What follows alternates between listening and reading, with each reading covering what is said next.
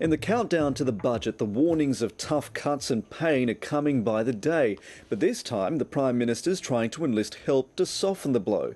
Julia Gillard's telling the Reserve Bank there's plenty of room to cut interest rates to deliver relief to families and businesses.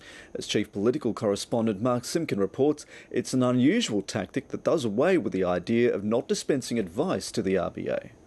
Free baby Joe is jumping on the bed. Making the budget add up isn't child's play. Labor's delivered this many consecutive deficits, and it will be this many years until it's back in the black.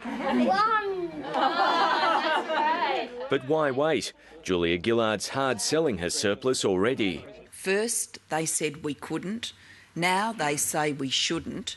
I say we will. While Labor's applying the brakes, it's hoping the Reserve Bank hits the accelerator, arguing a surplus puts downward pressure on interest rates.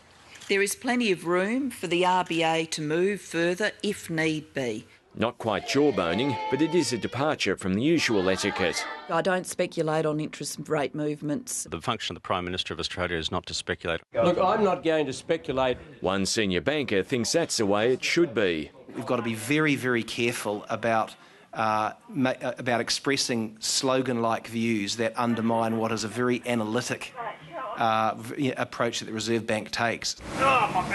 Tony Abbott's got a slightly different perspective on budget bean counting. In the marrow of our bones is the conviction that government has always got to live within its means.